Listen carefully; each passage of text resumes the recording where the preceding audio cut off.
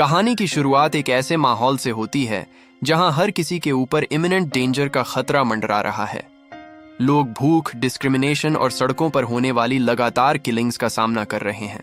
War के बीच हमारा protagonist मायूस होकर सोचता है कि उसका कमजोर देश अब पूरी तरह एक हेल बन चुका है, लेकिन तभी डिसाइसिव मोमेंट पर उसका वेपन फेल हो जाता है। अचानक कई राइफल्स एक साथ उसकी तरफ फायर होती हैं और कुछ ही पलों में उसकी पीठ पर कई गोलियां लग जाती हैं।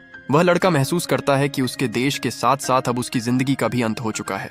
धीरे धीरे उसकी आंखों के सामने अंधेरा छाने लगता है, लेकिन तभी उसकी आंखें अचानक खुल जाती हैं। उसके सामने एक बेहद ब्राइट लाइट दिखाई देती है और उसी रोशनी के बीच एक मिस्टीरियस ग्लोइंग हैंड उसकी तरफ बढ़ता है। वह उस गोल्डन हैंड को पकड़ लेता है।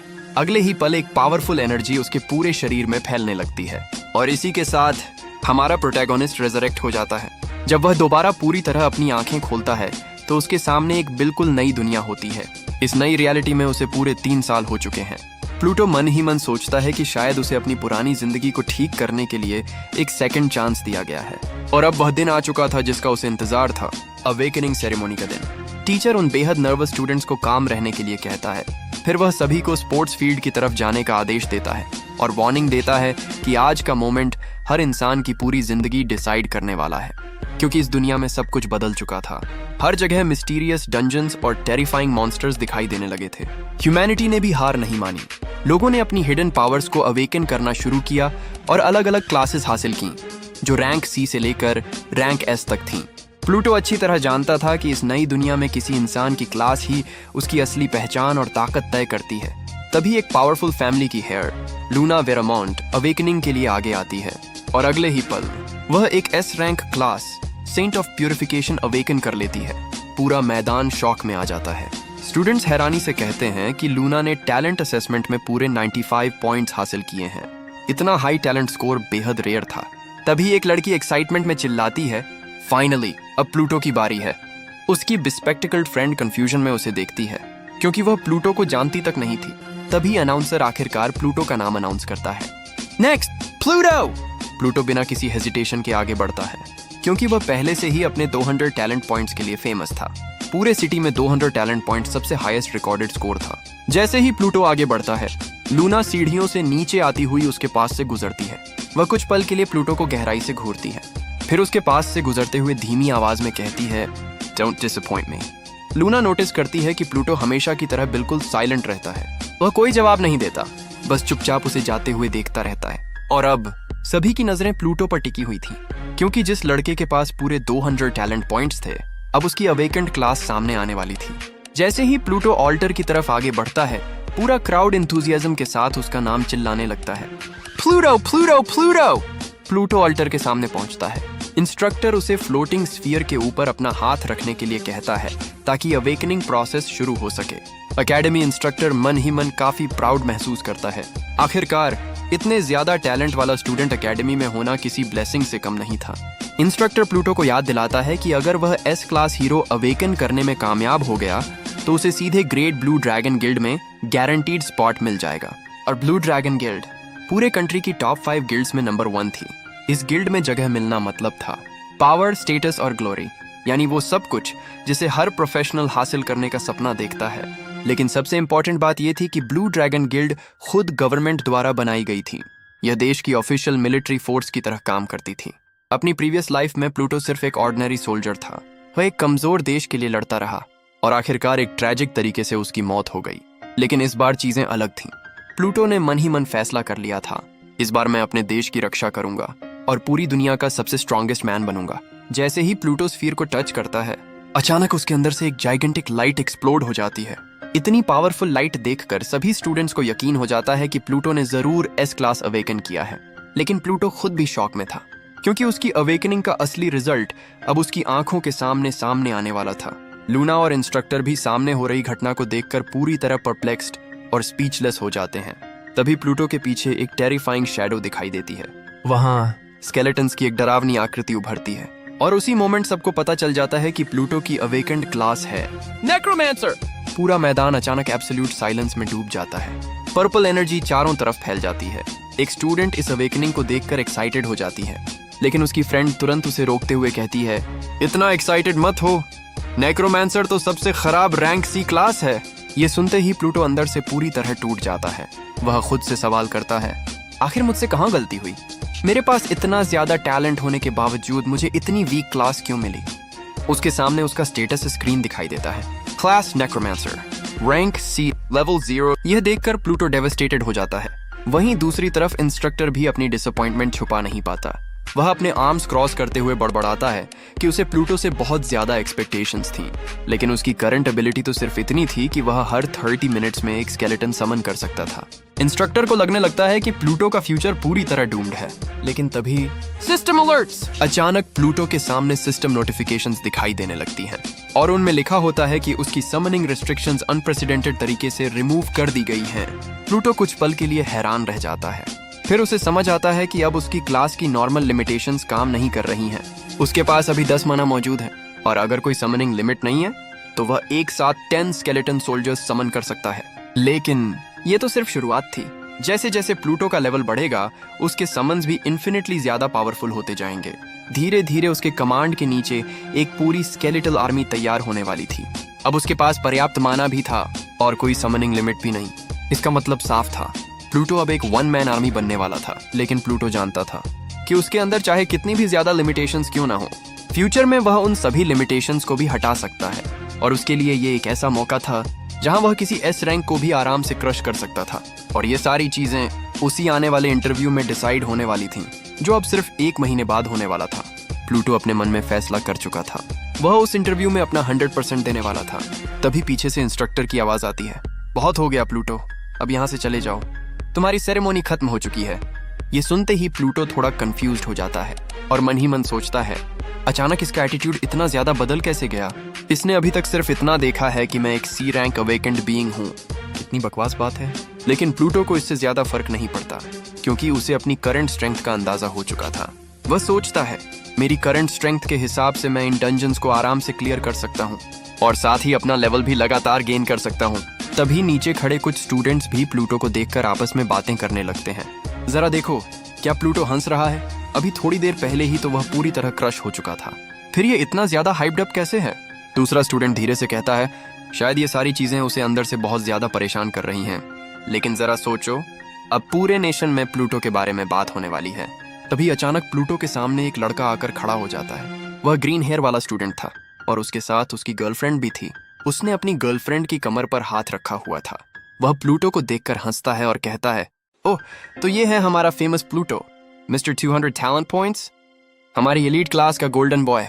फिर वह प्लूटो को ऊपर से नीचे तक देखते हुए बोलता है, लेकिन जरा अपने हालात तो देखो, तुम्हारे वही 200 टैलेंट पॉइंट्स जिनकी वजह से तुम एक लग्जरी लाइफ जी रहे थे, अब देखो तुम सिर्फ एक सी रैंक बनकर रह गए हो।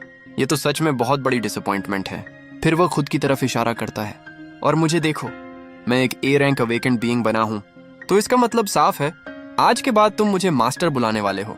वह हंसते हुए आगे कहता है, और शायद फ्यूचर में मैं तुम्हें अपना पेट भी बना लूं। तुम मेरी चीजें कैरी करना और बदले में शायद तुम्हें कुछ लेवल अप करने का मौका भी मिल जाए। ये सुनकर उसकी गर्लफ्रेंड भी प्लूटो को देखकर बोलती है, अपने साथ एक सी रैंक ट्रैश को लेकर घूमना काफी ट्रबलसम होगा। मुझे तो नहीं लगता ये कोई अच्छा आइडिया है। ये सब सुनकर प्लूटो चुप रहता है, लेकिन प्लूटो बिना कुछ बोले वहां से आगे बढ़ जाता है और मन ही मन कहता है, ये लोग मेरे शब्दों के भी लायक नहीं है। सच में इन जैसे ट्रैश को कभी भी अपने रास्ते में नहीं आने देना चाहिए। तभी उसके बगल में लूना आ जाती है। वह प्लूटो से कहती है, एक ट्रैश तुम्हारे सामने इतनी सारी बातें बोलकर चला गया और तुम उसके बारे में कुछ नहीं कहोगे? प्लूटो उसकी तरफ देखता है। लूना, अभी मेरा मूड इस तरह के जोक्स का नहीं है। लूना फिर मुस्कुराकर पूछती है, तो कैसा लगेगा अगर मैं तुम्हें गार्डनिंग के लिए अपने साथ ले जाऊं? प्लूटो थोड़ा सरप्राइज्ड होता है। तुम जैसी एस रैंक मेरे जैसे सी रैंक को अपने साथ ले जाओगी? तुम्हें परेशानी नहीं होगी? लूना तुरंत जवाब देती है, हेलो, नो। सच कहूं तो तुम असुरा गिल्ड के लिए बने हो। मैं तुम्हारी लेवल अप करने में मदद करूंगी और तुम्हारे ऑड्स स्काई रॉकेट हो जाएंगे। फिर लूना गंभीर होकर कहती है, इसके अलावा मुझे तुम पर भरोसा है, क्योंकि तुम्हारे पास पूरे 200 टैलेंट पॉइंट्स हैं, इसलिए ऐसा हो ही नहीं सकता कि तुम कोई रेगुलर नेक्रोमैंसर हो। लूना की बात सुनकर प्लूटो मन ही मन सोचता है, क्लासिक लूना, सच में बहुत ज्यादा तेज है। फिर प्लूटो उसकी तरफ देखकर कहता है, इस ऑफर के लिए तुम्हारा बहुत शुक्रिया, लेकिन तुम्हें मेरे लेवल तक आने की कोई जरूरत नहीं है। फिर भी मैं तुम्हारा ऑफर पास करता हूँ। मैं असुरा गिल्ड में अपनी खुद की टीम के साथ जाऊंगा। और अगले ही पल प्लूटो मन में एक और फैसला करता है। वैसे भी अगर मैं किसी हाई टियर ग्रुप के साथ ज्वाइन नहीं करता तो इसका सिर्फ एक ही मतलब है, मुझे उस गिल्ड में अपनी ताकत के दम पर जगह बनानी होगी।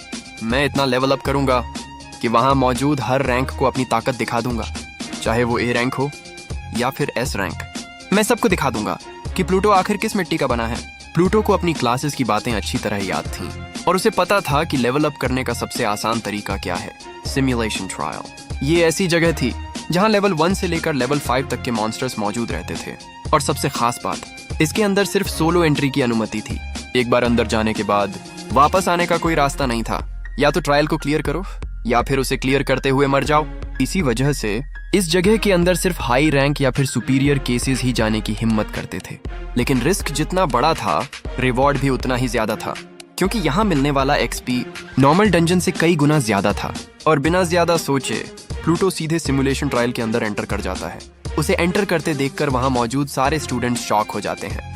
क्या ये सच में प्लूटो था? दूसरा स्टूडेंट हैरानी से बोलता है, क्या इसने सच में सिमुलेशन ट्रायल के अंदर एंटर कर दिया, वो भी एक सी रैंक होने के बावजूद? ये पूरा सीन एलीट क्लास की होमरूम टीचर भी देख रही होती है। वह मन ही मन सोचती है, उसे एक सी रैंक बनने का बहुत बड़ा झटका लगा है। इसी वजह से वह अपनी मौत को ढूंढते हुए अंदर चला गया है। फिर वह अपना सिर पकड़ते हुए सोचती है, मेरा सिर सच में दर्द कर रहा है, मुझे उसके बारे में सोचने की बजाय थोड़ा रिलैक्स करना चाहिए। लेकिन फिर उसे प्लूटो याद आता है। प्लूटो ऐसा इंसान नहीं है जो चीजें इतनी आसानी से छोड़ दें। फिर भी काश वो खुद को सेफ रखता। मुझे किसी तरह का बैकअप जरूर छोड़ना चाहिए। अगर वह किसी परेशानी में फंस जाए तो कम से कम उसकी मदद की जा सके। और तभी सीन सिमुलेशन ट्रायल के अंदर शिफ्ट हो जाता है। प्लूटो टेलीपोर्ट होकर एक नए एरिया में पहुंच चुका था। वह चारों तरफ देखता है, क्या यही है सेफ जोन? अब मेरे पास वापस जाने का कोई रास्ता नहीं है। जब तक मैं इस ट्रायल को क्लियर नहीं करता, मैं यहाँ से बाहर नहीं निकल सकता। लेकिन तभी प्लूटो की नजर सामने मौजूद मॉन्स्टर्स पर पड़ती है। उसके सामने बहुत सारे मॉब्स खड़े थे और सबसे ज्यादा खतरनाक बात, ये सभी बेहद एग्रेसिव लग रहे थे। इन मॉन्स्टर्स का नाम था वॉइड हाउंड्स और सभी का लेवल था लेवल 1। प्लूटो अपनी पावर एक्टिवेट करता है। सिर्फ लोएस्ट फ्लोर के अंदर ही 10 लेवल 1 मॉन्स्टर्स, इसीलिए तो कोई रुकी यहाँ से वापस नहीं आता। फिर प्लूटो अपना पहला स्किल इस्तेमाल करता है और उसके सामने 2 नेक्रोमैंसर सोल्जर्स समन हो जाते हैं। लेकिन जैसे ही 2 सोल्जर्स समन होते हैं, प्लूटो की माना कम होकर 8 पॉइंट्स रह जाती है।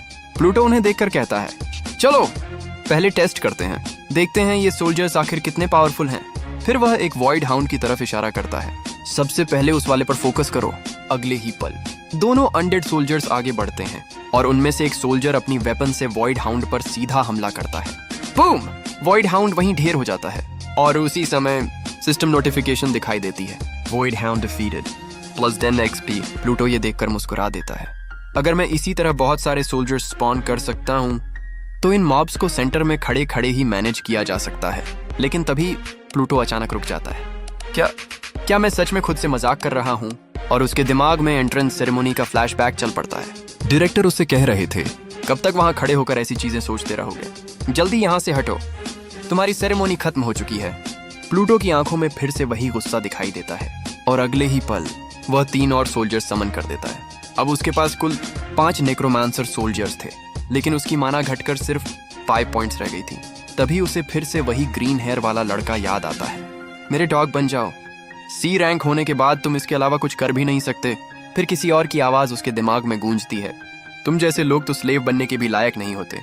ये सारी बातें प्लूटो के दिमाग में घूमने लगती हैं और उसका गुस्सा लगातार बढ़ता जाता है। वह अपने बचे हुए माना पॉइंट्स को देखता है, फिर बिना किसी हेजिटेशन के और सोल्जर्स समन कर देता है। अब उसके पास 8 सोल्जर्स थे। प्लूटो अपनी मुट्ठी भींचता है, चाहे ये सारी चीजें दोबारा हों या नहीं, मुझे फर्क नहीं पड़ता, कुछ भी हो जाए, मुझे पावरफुल बनना ही होगा। और आखिरकार उसकी रिमेनिंग माना भी खत्म हो जाती है, 100 माना। लेकिन उसके सामने खड़े थे पूरे 10 नेक्रोमैंसर सोल्जर्स। प्लूटो अपनी पूरी माना खर्च कर चुका था, लेकिन उसके चेहरे पर डर नहीं था, बल्कि एक कॉन्फिडेंट स्माइल थी। अगले ही पल प्लूटो अपने 10 सोल्जर्स की तरफ देखता है, ये काफी होंगे फ्लोर 1 क्लियर करने के लिए। फिर वह अपने अनडेड्स को कमांड देता है, हर हाउंड पर 2 सोल्जर्स, मैक्सिमम एफिशिएंसी के साथ काम करो। कमांड मिलते ही उसके सारे अनडेड सोल्जर्स अलग अलग वॉइड हाउंड्स की तरफ बढ़ने लगते हैं। प्लूटो उन्हें देखकर खुश हो जाता है और तभी उसके सामने एक के बाद एक मल्टीपल सिस्टम विंडोज दिखाई देने लगती हैं। वॉइड हाउंड डिफीटेड फाइनी एक्सपी। फिर दूसरी नोटिफिकेशन आती है। कैलकुलेट करता है कि उसकी माना हर मिनट में 1 पॉइंट रिजनरेट होती है, यानी सिर्फ 10 मिनट्स में उसकी पूरी माना वापस रिकवर हो जाएगी। ये सोचकर प्लूटो के चेहरे पर एक कॉन्फिडेंट स्माइल आ जाती है, क्योंकि अब उसे पता चल चुका था कि कुछ ही समय में उसके कमांड के नीचे स्केलेटन्स की एक जाइगेंटिक आर्मी खड़ी होने वाली है। बिना कोई समय वेस्ट किए प्लूटो अटैक ऑर्डर दे देता है। उसके समन्स तुरंत आगे बढ़ते हैं और एरिया में मौजूद एनिमीज पर फियर्सली हमला करना शुरू कर देते हैं। अचानक 2 और वॉइड बीस्ट्स एक साथ मारे जाते हैं। इससे प्लूटो का लेवल और भी तेजी से बढ़ने लगता है। तभी एक ब्राइट लाइट उसके पूरे शरीर को घेर लेती है। प्लूटो लेवल 1 पर पहुंच चुका था। इतनी जल्दी लेवल अप देखकर वह खुद भी सरप्राइज्ड होता है, लेकिन तभी उसे एक और इम्पोर्टेंट चीज पता चलती है। हर लेवल अप पर उसे 5 फ्री एट्रीब्यूट पॉइंट्स मिलते हैं और इसके साथ उसकी टोटल माना का 30% इंस्टेंटली रिस्टोर हो जाता है। प्लूटो जानता था कि उसकी सबसे बड़ी सोर्स ऑफ पावर उसकी माना है, इसलिए वह बिना सोचे अपने सारे नए एट्रीब्यूट पॉइंट्स माना में डाल देता है और उसकी माना बढ़कर 15 हो जाती है। इस इंक्रीज के साथ प्लूटो बेहद एक्साइटेड हो जाता है, क्योंकि अब वह एक साथ 15 स्केलेटन समन कर सकता था। अपनी लगातार बढ़ती पावर को देखकर प्लूटो और भी कॉन्फिडेंट हो जाता है। अब उसे लगता है कि यहाँ रुकने का कोई मतलब नहीं है। उसका अगला टारगेट साफ था, सेकंड फ्लोर पर पहुंचते ही उसके मिनियंस का सामना ग्रे वुल्फ से होता है। एक ग्रे वुल्फ को उसके स्केलेटल वॉरियर्स तुरंत खत्म कर देते हैं और प्लूटो को मिलते हैं पूरे 40 एक्सपीरियंस पॉइंट्स। हालांकि अब ये बीस्ट्स लेवल 2 तक पहुंच चुके थे, फिर भी प्लूटो को ज्यादा चिंता नहीं थी। फिर भी वह अपने कुछ सोल्जर्स को गार्ड पर रखता है, क्योंकि आखिरकार प्लूटो का अपना बॉडी अभी भी फ्रेजाइल था। वह किसी भी हालत में केयरलेस नहीं हो सकता था। कुछ ही समय बाद प्लूटो फिर से लेवल अप करता है। अब उसे एहसास होता है कि इस पोर्टल में अकेले ट्रेनिंग करना कुछ ज्यादा ही ओवरपावर्ड है। इस बार भी वह अपने सारे एट्रीब्यूट पॉइंट्स माना में डाल देता है और उसकी माना बढ़कर 20 हो जाती है। अब प्लूटो को इस पूरे सिस्टम का परफेक्ट साइकिल समझ आ चुका था। ज्यादा माना, ज्यादा स्केलेटन्स, ज्यादा किल्स, तेजी से लेवल अप और ज्यादा माना। ये साइकिल उसके लिए बिल्कुल परफेक्ट थी। प्लूटो एरिया के अंदर और गहराई तक आगे बढ़ता है, लेकिन इस बार उसे लेवल 4 मड हॉर्सेस दिखाई देते हैं। प्लूटो तुरंत नोटिस करता है कि जैसे जैसे वह डीपर जा रहा है, मॉन्स्टर्स भी स्ट्रॉन्गर होते जा रहे हैं। दूर खड़ा एक वाइल्ड मड हॉर्स अपनी लाल आंखों से प्लूटो को घूरता है। वह अग्रेसिवली जमीन पर पैर मारता है और जोर से स्नॉट करता है, लेकिन प्लूटो के चेहरे पर डर की जगह एक कॉन्फिडेंट स्माइल आ जाती है। उसके लिए ये लेवल 4 मॉन्स्टर्स कोई बड़ा खतरा नहीं थे, बल्कि ये उसके लिए सिर्फ इजी एक्सपेरिमेंटेशन फॉडर थे। प्लूटो अपने एक मिनियन को आदेश देता है, टेक देम डाउन। अगले ही पल उसका एक बोन वॉरियर हवा में छलांग लगाता है और एक डेवास्टेटिंग स्ट्राइक के साथ सीधे मड हॉर्स के सिर पर वार करता है। बूम! मड हॉर्स वहीं ढेर हो जाता है और प्लूटो को फिर से मिलते हैं 40 एक्सपीरियंस पॉइंट्स। लेकिन प्लूटो नोटिस करता है कि इन मॉन्स्टर्स का अटैक पावर अब इतना बढ़ चुका है कि वे उसके कुछ स्केलेटल सोल्जर्स को डिस्ट्रॉय करने लगे हैं। फिर भी प्लूटो ज्यादा ध्यान नहीं देता। आखिरकार बोन सोल्जर्स उसके पास अबंडेंस में थे। एक सोल्जर के मरने से उसे कोई खास फर्क नहीं पड़ता था। वह तुरंत और समन्स बुलाता है और कुछ ही पलों में उसके सामने खड़ी हो जाती है पूरे 30 मिनियंस की टेरिफाइंग आर्मी। अब इतनी बड़ी आर्मी के सामने ये वाइल्ड हॉर्सेस बिल्कुल हेल्पलेस हो जाते हैं। एक के बाद एक सभी मड हॉर्सेस मैसेकर होने लगते हैं। उन्हें डिफेंड करने का मौका तक नहीं मिलता। इस मैसिव मैसेकर की वजह से प्लूटो का लेवल बेहद तेजी से बढ़ता है और कुछ ही समय बाद प्लूटो लेवल 5 पर पहुंच जाता है। लेकिन इसी मोमेंट पर उसे एक बेहद इंपॉर्टेंट नोटिफिकेशन दिखाई देता है। सिस्टम उसे इन्फॉर्म करता है कि एक और रिस्ट्रिक्शन अब लिफ्ट हो चुकी है। सिस्टम का मैसेज रिवील करता है कि एवोल्यूशन लॉक भी रिमूव हो चुका है। इसका मतलब अब प्लूटो के स्केलेटल सोल्जर्स डिफीटेड एनिमीज को अब्सॉर्ब करके इवॉल्व कर सकते थे। यानी कोई भी डिफीटेड एनिमी उसकी शक्ति को अब्सॉर्ब करके एक एनहांस्ड अनडेड वर्जन में ट्रांसफॉर्म किया जा सकता था। ये देखकर प्लूटो के चेहरे पर एक प्राउड स्माइल आ जाती है। अब उसे समझ आ चुका था कि जितने ज्यादा एनिमीज वह किल करेगा, उसकी पर्सनल आर्मी उतनी ही वेरिड और पावरफुल होती जाएगी और ये हिडन पावर उसे धीरे धीरे अंडरवर्ल्ड का असली किंग बना रही थी। लेकिन प्लूटो को एक और इम्पोर्टेंट बात याद आती है। नेक्रोमैंसर्स को हर 5 लेवल्स पर नई टेक्निक्स मिलती हैं और अब लेवल 5 पर पहुंचने के बाद उसे अपनी नई एबिलिटी मिलती है, गन पाउडर स्केलेटन। प्लूटो इस एबिलिटी का कॉन्सेप्ट देखकर काफी एक्साइटेड हो जाता है, क्योंकि gun powder skeletons powerful area damage deal कर सकते थे। अब वह इस नई टेक्निक को टेस्ट करने के लिए बिल्कुल तैयार था और इसके लिए लेवल 5 टेस्ट से बेहतर मौका क्या हो सकता था। उसके ठीक सामने अचानक कुछ लेवल 5 ब्लैक बैक बीस्ट दिखाई देते हैं। ये हॉर्न्ड क्रीचर्स बेहद टफ नजर आ रहे थे। नॉर्मल तरीके से इन्हें डिफीट करना आसान नहीं था। प्लूटो तुरंत सिचुएशन को एनालाइज करता है। इन मॉन्स्टर्स की थिक स्किन इतनी मजबूत थी कि कन्वेंशनल वेपन से इन्हें काटने में बहुत ज्यादा टाइम लग जाता। इसीलिए प्लूटो को लगता है कि ये उसकी नई एक्सप्लोसिव स्केलेटन्स के लिए परफेक्ट टेस्ट टारगेट है। प्लूटो अपनी उंगलियां स्नैप करता है और अपनी नई एबिलिटी एक्टिवेट कर देता है। अगले ही पल उसका एक ऑर्डिनरी स्केलेटन ट्रांसफॉर्म होने लगता है। उसका पूरा बॉडी फ्लेम से एंगल्फ हो जाता है और अब उसके सामने खड़ा था एक गन पाउडर स्केलेटन। प्लूटो उसे अटैक का ऑर्डर देता है। गन पाउडर स्केलेटन तुरंत आगे की तरफ दौड़ पड़ता है। उसकी पीठ पर एक gigantic barrel of gun powder बंधा हुआ था। उसका मिशन बिल्कुल सिंपल था, बीस्ट के पास जाना और खुद को एक्सप्लोड कर देना। लेकिन प्लूटो अपने नए सोल्जर्स का अजीब और समवट फनी अपीयरेंस देखकर थोड़ा कंफ्यूज्ड हो जाता है। कुछ सेकंड्स तक वह बस उन्हें देखता रहता है, फिर एम्बैरेसमेंट में अपना हाथ चेहरे पर रख लेता है। मन ही मन वह सोचता है कि उसके नए सोल्जर्स दिखने में काफी रिडिकुलस हैं, लेकिन उसे उम्मीद थी कि उनका एक्सप्लोजन मैसिव डैमेज जरूर करेगा। गन पाउडर स्केलेटन पूरी स्पीड से टारगेट की तरफ दौड़ता है।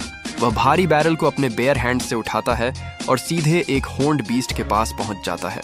वह बीस्ट गुस्से से जोरदार रोर करता है। उसे बिल्कुल समझ नहीं आता कि उसके सामने खड़ा ये छोटा सा बोनी क्रीचर आखिर है क्या। लेकिन अगले ही पल बूम! एक कोलोसल एक्सप्लोजन होता है। आसमान तक फ्लेम्स की जाइगेंटिक क्लाउड उड़ जाती है। एक्सप्लोजन आसपास मौजूद सभी मॉन्स्टर्स को अपनी चपेट में ले लेता है। कुछ ही सेकंड्स में पूरा एरिया आग और स्मोक से भर जाता है। प्लूटो इस डेवास्टेटिंग डैमेज को देखकर बेहद इम्प्रेस्ड हो जाता है और फिर उसकी आंखों में एक्साइटमेंट दिखाई देती है, क्योंकि एक्सप्लोजन ने सभी बीस्ट्स को एक साथ खत्म कर दिया था। इस एक अटैक से प्लूटो को massive amount of experience points मिल जाते हैं। अब उसे अपनी नई एबिलिटी की असली पावर समझ आ चुकी थी। लेकिन प्लूटो ये भी रियलाइज करता है कि अगर उसे इस एक्सप्लोसिव टेक्निक को फ्रीक्वेंटली यूज करना है तो उसे अपनी माना और ज्यादा बढ़ानी होगी। इसलिए अब उसका अगला टारगेट था न्यू मेज इक्विपमेंट। पोर्टल के अंदर से बाहर निकलने के बाद प्लूटो अपने रीसेंट प्रोग्रेस के बारे में सोचता है। उसने बहुत ज्यादा एक्सपीरियंस और नई स्किल्स तो हासिल कर ली थी, लेकिन उस पर्टिकुलर टेस्ट से उसे कोई भी यूजफुल आइटम ड्रॉप नहीं हुआ। इसलिए प्लूटो डिसाइड करता है कि अब वह स्कूल स्टोर से कुछ यूजफुल आइटम्स खरीदेगा। लेकिन जैसे ही वह पोर्टल से बाहर निकलता है, उसका सामना उसी टीचर से हो जाता है। टीचर पहले से वहीं खड़ा था और प्लूटो का इंतजार कर रहा था। टीचर प्लूटो को देखकर पूरी तरह स्टन्ड रह जाती है। उसे यकीन ही नहीं होता कि प्लूटो उस डेंजरस टेस्टिंग डंजन से बिल्कुल अनहार्म्ड बाहर निकल आया है। और सबसे शॉकिंग बात यह थी कि उसने सिर्फ 1 आवर की ट्रेनिंग में लेवल 5 हासिल कर लिया था। टीचर तुरंत कंक्लूड करती है कि प्लूटो जितना दिखाई देता है, असल में उससे कहीं ज्यादा पावरफुल है। आखिर उसके पास इतना इमेंस टैलेंट था। टीचर डिसाइड करती है कि इस इंसिडेंट की इंफॉर्मेशन तुरंत डायरेक्टर को रिपोर्ट करनी चाहिए। वह सीधे डायरेक्टर के ऑफिस की तरफ जाती है। वहां डायरेक्टर जूलियन किंग्सली सेरेमोनी के बाद जमा हुए ढेर सारे पेपर वर्क में व्यस्त था। बीच काम में इंटरप्शन होने की वजह से डायरेक्टर काफी अनॉयड हो जाता है। लेकिन जैसे ही टीचर कहती है कि मामला प्लूटो के बारे में है, डायरेक्टर और ज्यादा गुस्सा हो जाता है। वह सोचता है कि उसे एक मियर सी रैंक स्टूडेंट के लिए बुलाया गया है, जबकि एकेडमी में उससे कहीं ज्यादा एलीट और हायर रैंक्ड स्टूडेंट्स मौजूद हैं। लेकिन टीचर सीरियस होकर उससे सवाल करती है, एक लेवल 0 नेक्रोमांसर सिर्फ 1 घंटे में उस टेस्टिंग डंजन के अंदर लेवल 5 तक कैसे पहुंच सकता है? ये सुनते ही डायरेक्टर की आंखें डिसबिलीफ में फैल जाती हैं। वह साफ कहता है, इम्पॉसिबल। उसके मुताबिक एक वीक नेक्रोमांसर का समन भी उन बीस्ट्स के सामने ज्यादा देर टिक नहीं सकता। वे उसे कुछ ही सेकंड्स में टुकड़ों में फाड़ देंगे। फिर डायरेक्टर खुद भी सोच में पड़ जाता है, आखिर प्लूटो ने ये इम्पॉसिबल फीट कर कैसे दिखाया? उधर प्लूटो को इस पूरी इन्वेस्टिगेशन की कोई चिंता नहीं थी। वह स्कूल स्टोर में इक्विपमेंट खरीदने जाता है, लेकिन जैसे ही वह आइटम्स की प्राइसेस देखता है, उसे एहसास होता है कि सब कुछ बहुत ज्यादा एक्सपेंसिव है। इसलिए प्लूटो आइटम्स खरीदने का आइडिया छोड़ देता है। वह डिसाइड करता है कि बेहतर इक्विपमेंट पाने का सबसे अच्छा तरीका है डंजन्स में जाकर खुद हंट करना। इसके बाद प्लूटो डंजन हॉल में पहुंचता है। वहां उसकी नजर एक डिफीटेड पार्टी पर पड़ती है। उनकी हालत देखकर पता चलता है कि उन्होंने एक बेहद डेंजरस डंजन में जाने की कोशिश की थी, जायंट राइनोसरस डंजन, लेकिन वे बुरी तरह हार चुके थे। प्लूटो इसे देखकर पीछे नहीं हटता, बल्कि वह अपने लिमिट्स टेस्ट करने का फैसला करता है। वह लेवल 5 राइनोसरस डंजन की गोल्ड डिफिकल्टी चुनता है और फिलहाल यही उसकी करंट लिमिट थी। जैसे ही प्लूटो डंजन के अंदर एंटर करता है, उसके सामने कैनियन का इनक्रेडिबल व्यू दिखाई देता है।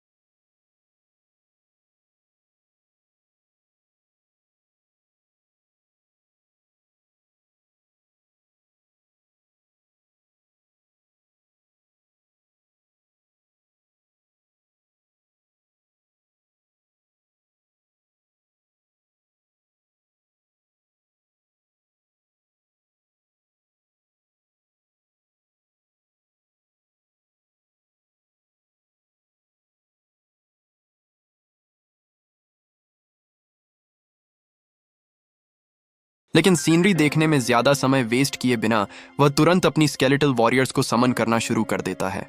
उसका प्लान बिल्कुल सिंपल था, डंजन बॉस को डिफीट करना और उसके बदले में रेयर इक्विपमेंट हासिल करना।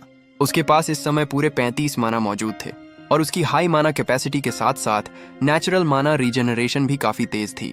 इसका मतलब अब प्लूटो लगातार नए स्केलेटन समन कर सकता था। जितने ज्यादा सोल्जर्स मरते उतने ही नए सोल्जर्स वह फिर से समन कर सकता था। इस तरह उसकी आर्मी प्रैक्टिकली एंडलेस होती जा रही थी। प्लूटो अब लेवल 5 रॉक राइनोस की तरफ बढ़ता है।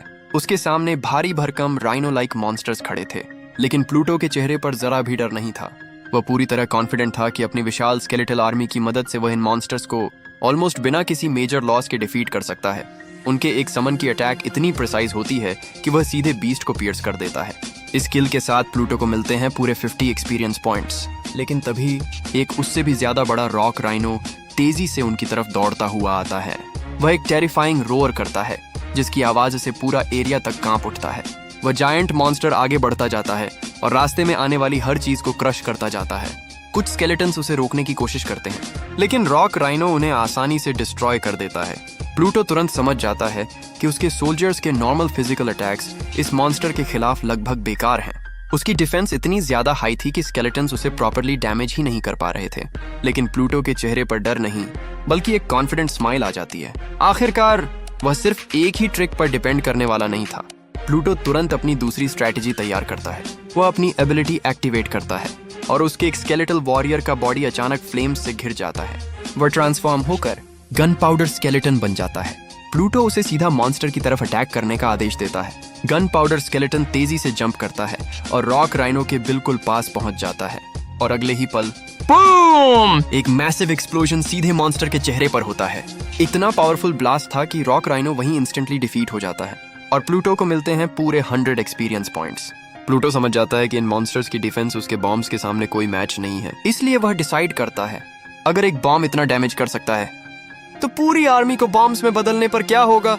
अगले ही पल प्लूटो अपने सभी सोल्जर्स को गन पाउडर स्केलेटन्स में ट्रांसफॉर्म करना शुरू कर देता है। कुछ ही सेकंड्स में कैनियन के अंदर हंड्रेड्स ऑफ एक्सप्लोसिव स्केलेटन्स खड़े हो जाते हैं। फिर बूम बूम बूम बूम, एक के बाद एक वायलेंट एक्सप्लोजन्स होने लगते हैं।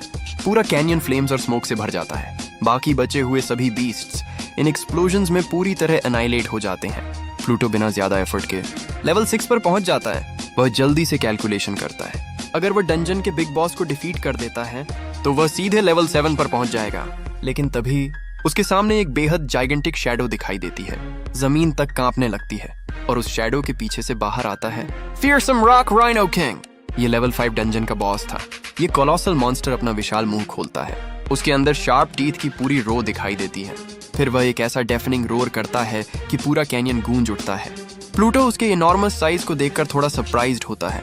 आखिरकार एक लेवल 5 बॉस इतना जाइगेंटिक होगा उसने भी नहीं सोचा था। लेकिन प्लूटो बिल्कुल भी इंटिमिडेटेड नहीं होता। वह सीधे मॉन्स्टर की आंखों में देखता है और कामली कहता है, तुमने सबसे बड़ी गलती कर दी है, सीधे मेरे डेथ जोन में आकर। प्लूटो के इशारे पर उसके समन्स तुरंत पोजीशन ले लेते हैं। लगभग बिना किसी एफर्ट के 100 गन पाउडर स्केलेटन्स कैनियन के ऊपर पोजीशन में खड़े हो जाते हैं। उनका टारगेट था रॉक राइनो किंग। अब पूरा बॉस एरिया एक्सप्लोसिव से घिर चुका था और फिर बूम! एक कोलोसल एक्सप्लोजन पूरे कैनियन को हिला देता है। आग और स्मोक का विशाल क्लाउड बॉस को पूरी तरह अपने अंदर निगल लेता है। कुछ ही मोमेंट्स बाद rock rhino king completely eliminated और प्लूटो को एक ही बार में मिलते हैं पूरे 5000 एक्सपीरियंस पॉइंट्स। इतने मैसिव एक्सपीरियंस पॉइंट्स मिलते ही प्लूटो सीधे लेवल 7 पे पहुंच जाता है। वह खुद भी थोड़ा सरप्राइज्ड रह जाता है क्योंकि बॉस को तो वह प्रॉपर्ली रिएक्ट करने का मौका भी नहीं दे पाया था। एक पल पहले जो मॉन्स्टर पूरे डंजन का टेरिफाइंग बॉस था, अगले ही पल वह प्लूटो के एक्सप्लोसिव आर्मी के सामने पूरी तरह वेपराइज्ड हो चुका था। अचानक आसमान से एक मिस्टीरियस और ब्राइट लाइट नीचे उतरने लगती है। प्लूटो की नजर तुरंत उस चमकती हुई चीज पर जाती है और अगले ही पल उसके सामने दिखाई देता है एक जायंट रॉक स्टाफ। यह कोई ऑर्डिनरी इक्विपमेंट नहीं था, यह एक एपिक क्वालिटी आइटम था। इस स्टाफ से प्लूटो को मिलते हैं प्लग 10 डिफेंस पार्टी बी मना। प्लूटो की आंखों में एक्साइटमेंट आ जाती है। आखिरकार उसे सच में जैकपॉट मिल चुका था। इतना वैल्यूएबल आइटम ड्रॉप मिलना उसके लिए किसी ड्रीम से कम नहीं था। प्लूटो को इक्विपमेंट रैरिटी चार्ट याद आता है। आइटम्स की रैरिटी कॉमन से लेकर यूनिक तक होती थी और उनमें एपिक सबसे रेयर लेवल्स में से एक था और प्लूटो ने अपने पहले ही डंजन में एक एपिक आइटम हासिल कर लिया था। सबसे अच्छी बात यह थी कि यही वही मेज स्टाफ था जिसकी उसे जरूरत थी। प्लूटो जानता था कि स्कूल स्टोर में सिर्फ एक रेयर क्वालिटी आइटम की कीमत भी कम से कम 100 गोल्ड कॉइन्स होती है, तो एक एपिक स्टाफ की वैल्यू कितनी होगी इसका अंदाजा लगाना भी मुश्किल था। अब प्लूटो के लेवल इंक्रीज और एपिक स्टाफ के एक्स्ट्रा एट्रीब्यूट्स को कंबाइन करने के बाद उसकी टोटल माना सीधे आसमान छूने लगती है, 75 माना। और इसका मतलब था अब प्लूटो एक ही समय में 75 स्केलेटल सोल्जर्स समन कर सकता था। उसकी आर्मी पहले से कई गुना ज्यादा पावरफुल हो चुकी थी। प्लूटो डंजन पोर्टल से बाहर निकलता है, लेकिन जैसे ही वह बाहर आता है उसका सामना एड्रियन और उसके ग्रुप ऑफ कॉलीग्स से हो जाता है। डंजन हॉल के एग्जिट पर ही एड्रियन उसे देखकर एक मैलिशियस स्माइल देता है। वह प्लूटो से कहता है कि उसकी ऑफर अभी भी वैलिड है, अगर प्लूटो उसकी हेल्प चाहता है तो उसे बस उसके सामने बेग करना होगा। लेकिन प्लूटो बस उसे साइलेंटली और कोल्डली देखता रहता है, उसके फेस पर कोई रिएक्शन तक नहीं आता। एड्रियन इससे और इरिटेट हो जाता है। वह प्लूटो का मजाक उड़ाते हुए पूछता है, तुम यहाँ कर क्या रहे हो? फिर वह हंसते हुए कहता है कि प्लूटो जैसे रैंक सी फेलियर को आखिर कौन अपने साथ रखना चाहेगा। इसके बाद एड्रियन प्राउडली अपना नया रेयर इक्विपमेंट दिखाता है। वह फिर प्लूटो को ऑफर देता है। वह कहता है कि अगर प्लूटो उसके सामने हम्बल होकर झुक जाए तो उसे भी सब कुछ मिल सकता है। बाकी स्टूडेंट्स भी एड्रियन के जोक्स में शामिल हो जाते हैं। वे प्लूटो का मजाक उड़ाते हुए कहते हैं, एड्रियन का डॉग बन जाओ, कम से कम अकेले और फेलियर बनकर तो नहीं रहोगे। ग्रुप में मौजूद ब्लॉन्ड गर्ल भी प्लूटो को डिस्गस्टेड नजरों से देखती है। वह कहती है, दुनिया की कोई भी लड़की इसके जैसे इंसान के पास रहना तक एक्सेप्ट नहीं करेगी। अब तक प्लूटो बिल्कुल शांत था, लेकिन आखिरकार वह बोलता है। उसकी आवाज बेहद काम होती है। वह एड्रियन की तरफ देखकर कहता है, मैं ये सिर्फ एक बार कहूंगा। एड्रियन अचानक सरप्राइज्ड हो जाता है। प्लूटो की आंखें पर्पल लाइट से चमकने लगती हैं। उसकी नजर इतनी इंटिमिडेटिंग थी कि आसपास का माहौल तक बदल जाता है। फिर प्लूटो बिना किसी हेजिटेशन के कहता है, Go to hell! बस इतना सुनना था। एड्रियन का गुस्सा 7वें आसमान पर पहुंच जाता है। वह प्लूटो की टाई को जोर से पकड़ लेता है और चिल्लाकर पूछता है, अभी तुमने क्या कहा? तभी ब्लॉन्ड गर्ल एड्रियन को पकड़ लेती है और उसे काल्म होने के लिए कहती है। वह उसे याद दिलाती है कि इस डंजन हॉल के अंदर फाइटिंग स्ट्रिक्टली फॉरबिडन है। आसपास मौजूद स्टूडेंट्स धीरे धीरे पीछे हटने लगते हैं। सभी को समझ आ चुका था कि दोनों के बीच टेंशन काफी बढ़ चुकी है। लेकिन तभी एकेडमी गार्ड्स दौड़ते हुए वहां पहुंच जाते हैं। वे चिल्लाते हैं, यहाँ आखिर चल क्या रहा है? एक गार्ड दोनों को देखकर पूछता है, क्या तुम लोग फाइटिंग कर रहे हो? एड्रियन तुरंत प्लूटो की टाई छोड़ देता है। फिर एक फेक स्माइल के साथ सिचुएशन को डिसमिस करते हुए कहता है, फाइटिंग? नहीं, बिल्कुल नहीं, हम तो बस ओल्ड कॉलीग्स हैं, थोड़ा मजाक कर रहे थे। गार्ड दोनों को वार्निंग देता है कि या तो डंजन के अंदर जाओ या फिर यहाँ से निकल जाओ। लेकिन एड्रियन जाने से पहले प्लूटो से कुछ देर अकेले बात करने की परमिशन मांगता है। वह प्लूटो के पास आता है और उसके कान के पास जाकर धीमी लेकिन थ्रेटनिंग आवाज में कहता है, इस बार तुम्हारी किस्मत अच्छी थी, लेकिन यहाँ से बाहर निकलने के बाद अगली बार तुम बच नहीं पाओगे। इसके बाद एड्रियन अपने ग्रुप को वहां से जाने के लिए कहता है। उसके दिमाग में एक ही गोल था, आज ही लेवल 5 तक पहुंचना।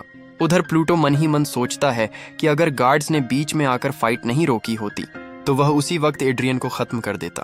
गार्ड भी प्लूटो को समझाते हुए कहता है कि उस तरह के ट्रैश को बचाना मुश्किल है। फिर वह प्लूटो से कहता है, अगर वो तुम्हें दोबारा परेशान करे तो मुझे तुरंत बताना।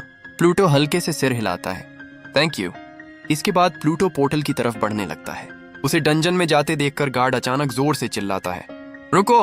वह वार्निंग देता है कि यह डंजन बहुत ज्यादा डिफिकल्ट है। फिर सजेस्ट करता है कि प्लूटो को अभी लेवल 1 रैबिट फील्ड में ट्रेनिंग करनी चाहिए।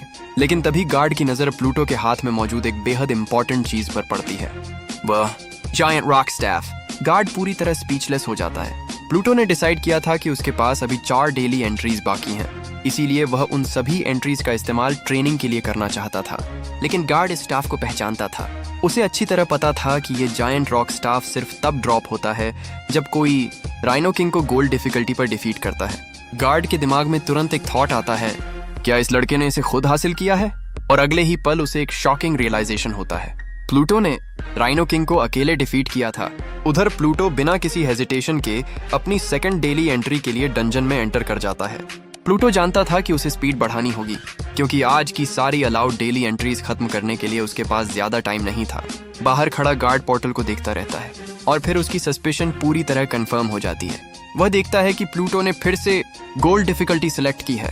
गार्ड डिसबिलीफ में सोचता है, अगर प्लूटो सच में इस डंजन को सोलो कर सकता है तो उसने ऐसा फीट हासिल कर लिया है जिसे एस रैंक अवेकेंड बीइंग्स भी आसानी से अचीव नहीं कर सकते। उधर डंजन के अंदर राइनो किंग एक बार फिर प्लूटो के सामने खड़ा था। वह गुस्से से जोरदार रोर करता है, लेकिन इस बार प्लूटो के सामने पहले से ही उसके एक्सप्लोसिव वॉरियर्स पोजीशन में तैयार थे। प्लूटो बस एक आयरॉनिक स्माइल देता है। वह जायंट मॉन्स्टर को अपने शार्प फैंग्स दिखाते हुए देखता है और फिर बूम! राइनो किंग एक बार फिर एक्सप्लोसिव अटैक का शिकार हो जाता है। कुछ ही सेकंड्स में बॉस पूरी तरह ब्लोन अप हो जाता है। प्लूटो को मैसिव अमाउंट ऑफ एक्सपीरियंस मिलता है, लेकिन अब उसकी सिर्फ 2 डेली एंट्रीज बाकी थीं। तीसरी अटेम्प्ट शुरू होती है और फिर से उसके सामने एक नया कोलोसल राइनोसोरस आकर खड़ा हो जाता है। मॉन्स्टर गुस्से से स्नॉट करता है। प्लूटो उसे देखकर हल्की सी स्माइल करता है, फिर कैजुअली कहता है, लगता है तुम लोग सच में लेसन सीखते ही नहीं हो। अगले ही पल बूम! एक और डेवास्टेटिंग एक्सप्लोजन होता है। मॉन्स्टर हवा में उड़ता हुआ दूर जा गिरता है। प्लूटो तुरंत अपने सर्वेंट्स को ऑर्डर देता है, कीप मूविंग, जल्दी। उसके स्केलेटल वॉरियर्स बिना रुके आगे बढ़ते हैं। उन्हें आज अपना पूरा काम खत्म करना था। कुछ ही समय बाद एक और डंजन बॉस जमीन पर डिफीटेड होकर गिर जाता है और तभी सिस्टम का नया वार्निंग दिखाई देता है, only 1 daily entry remaining. Pluto की आज की आखिरी एंट्री अब बाकी थी। प्लूटो डंजन से निकलते समय ढेर सारे एल रैंक आइटम्स कलेक्ट कर लेता है, लेकिन उसकी मेज क्लास के लिए ये सारे आइटम्स प्रैक्टिकली यूजलेस थे।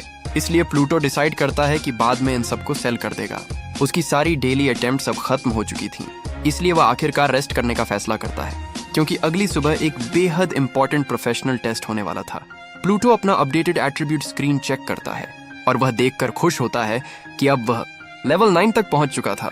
अगले दिन उसकी टोटल माना भी बढ़कर 85 पॉइंट्स हो जाती है। उधर ऑरोरा एकेडमी में सुबह से ही काफी एक्टिविटी शुरू हो चुकी थी।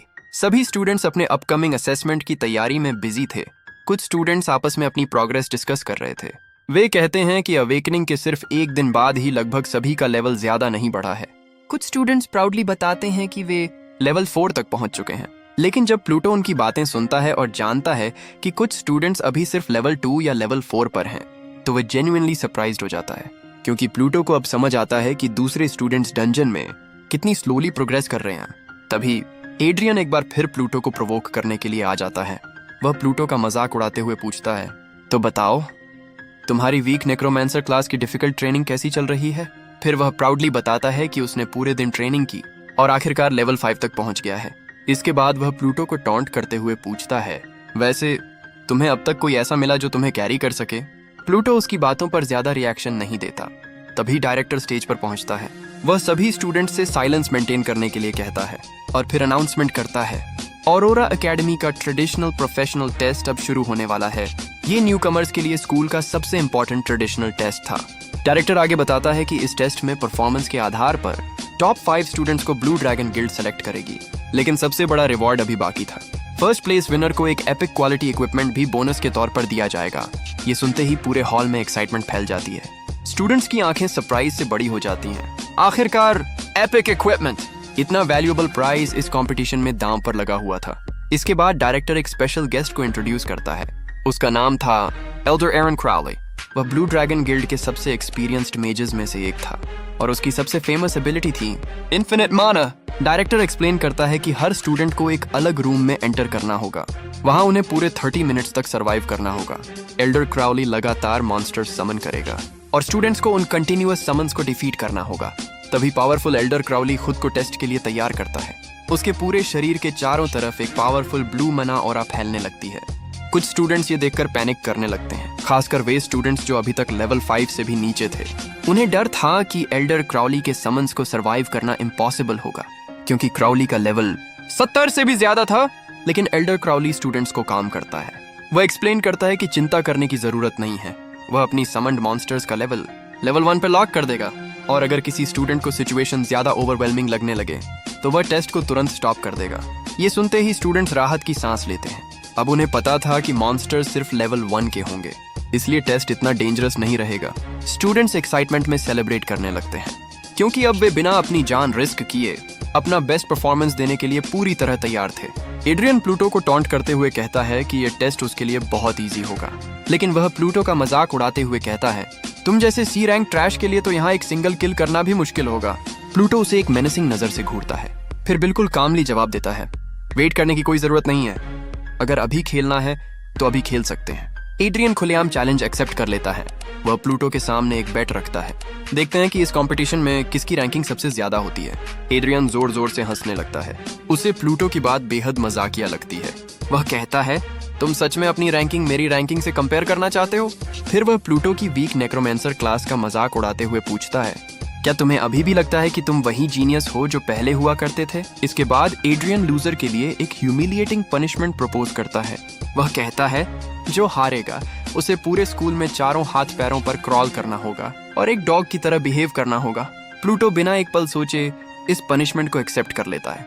उसके चेहरे पर जरा भी हेजिटेशन नहीं था। तभी डायरेक्टर फाइनली बड़ी संख्या में मौजूद स्टूडेंट्स के सामने अनाउंसमेंट करता है, फ्रेशमैन कंपटीशन ऑफिशियली शुरू होती है। वह सभी स्टूडेंट्स को तुरंत अपने अपने टेस्टिंग रूम्स में जाने का इंस्ट्रक्शन देता है। डायरेक्टर एल्डर क्राउली को बताता है कि सभी स्टूडेंट्स रेडी हैं। साथ ही टेस्टिंग शुरू करने के लिए टेलीपोर्टेशन सिस्टम भी एक्टिव कर दिया गया है। एल्डर क्राउली अपनी powerful level 70 bronze Sumner magic activate करता है। उसके सामने मौजूद मैजिक सर्कल अचानक इंटेंस लाइट से ग्लो करने लगता है। इधर प्लूटो अपने प्राइवेट टेस्टिंग रूम में खड़ा होता है। उसके ठीक सामने फ्लोर पर एक ल्यूमिनस मैजिक सर्कल अपीयर होता है। प्लूटो पूरी अटेंशन के साथ उस ग्लोइंग सर्कल को देखता है। वह जानना चाहता था कि एल्डर की समनिंग मैजिक से आखिर क्या बाहर आने वाला है।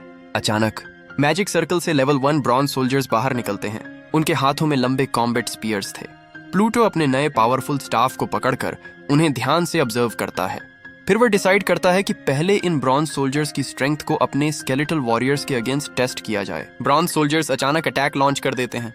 वे तेजी से आगे बढ़ते हैं और अपनी स्पीयर्स को स्केलेटन्स की तरफ पॉइंट करते हैं। प्लूटो तुरंत कमांड देता है, अटैक! उसके स्केलेटल वॉरियर्स बिना किसी डर के सीधे ब्रॉन्ज सोल्जर्स की तरफ चार्ज कर जाते हैं।